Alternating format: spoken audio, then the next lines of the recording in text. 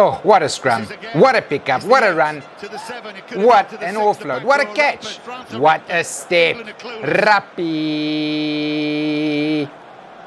My goodness, it's fun to watch the Six Nations as a neutral. All of the drama, none of the jeopardy. Unless you've been rooting for Italy. They hosted Wales first on Saturday, and why? Why would these sweet young boys decide that kicking was bad against Wales? Wales coached by Gatland. Ireland kicked 29 times against Wales. Scotland kicked 30 times. England kicked 38 times. Italy kicked 20 times. Only 9 times in the first half. All the hype around Italy will die very quickly if they can't learn to put teams under pressure with good attacking kicking, or to relieve pressure with good defensive kicking, or even just to exit their half after receiving kickoffs. That try by Liam Williams at 17 minutes was the clearest example of what bad positioning gets you. They were running the ball beautifully in their own 22 for 2 minutes until they lost it, and ultra baller Faletau just picked it up, passed it to Liam Williams, who was in space, and then he got to run at a disorganized Italian defense. It's almost criminal. Just learn to play in the right parts of the field. Welsh fans can at least plunge into the next week of inevitable scandals, knowing that if their team comes up against another side playing clown rugby, they can still punish them. Italy heads to Murrayfield next with a chance to endeavour to have a plan that involves normal, non-batshit exit strategies. Wales next have... Oh no! England versus France at Twickenham. Servers the world over must be buckling under the weight of the match reports and opinion pieces that this game has generated. So let me add my 2 cents. England's forwards were vaporized. That's it. That's the whole thing.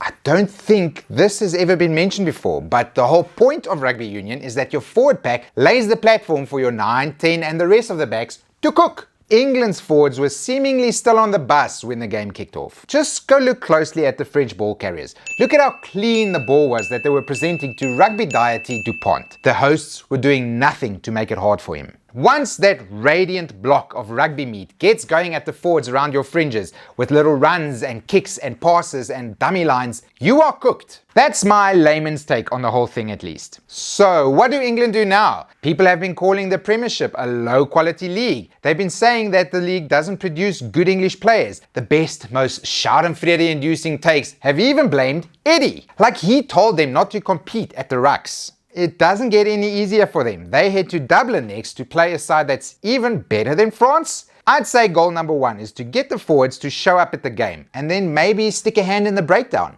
France have Wales in the final week, and I can promise you a Gatland Wales team will make that breakdown a muddy mess. They won't have such quick ball this time. As has been the pattern this championship, if you tuned in for a Scotland or an Ireland game, you were probably in for a good time.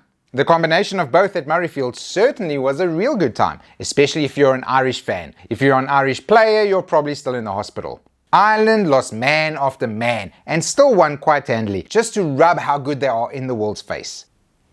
There's certainly not many teams that could have a prop at hooker and a flanker throwing into the lineouts and still look so unbothered. Maybe Leinster.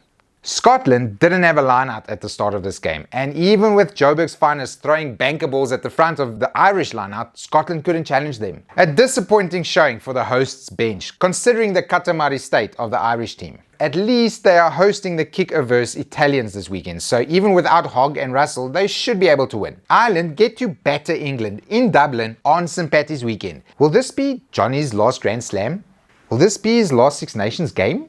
News, news, news. Tackle, heights. 2 words that cause enough hot takes to boil an ocean. World Rugby has recommended that its member unions try and reduce the tackle height in its community game to just below the sternum. They cite previous smaller studies in South Africa, France, Fiji and Georgia as evidence that this could reduce the number of head injuries in the game. Hey, before you start writing game's gone soft or studies show blah blah blah blah, let's all just take a breather. SA Rugby has come out and said that the recommendation will be taken to the amateur community and school rugby boards for consideration. They won't be implementing anything without community consultation and buy-in from all parties. Another breath? Okay. Further, this is a trial, not a permanent change to the game. Everyone keeps going on about how the previous studies were too small or not representative of what is happening in pub games. That's what this opt-in trial is for, to collect as much data as they can and to see if they can even make the game safer at all. If we all want to cite studies, then this one will be the biggest in the world. Let's all put away our pitchforks. Go to your local club or school and take part in the discussions. Those would be the best places to raise your concerns and get more information. England's national team has already placed too much strain on all the servers. If you want to raise concerns or give shit takes, go to the clubs and schools, at least in this country. Finally, I was invited onto the Rugby Bits podcast this week. I see that my part of the recording has not been wiped from existence, so I'll link it down below for you to have a listen. Thanks to Tala and his mates for creating a broad and fun South African rugby podcast. I credit them for turning me on to more French rugby and for helping me get over my feral hate and even turning it into admiration. Keep up the good work, guys, even despite me.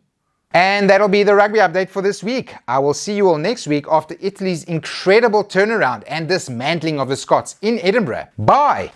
Bye! Bye!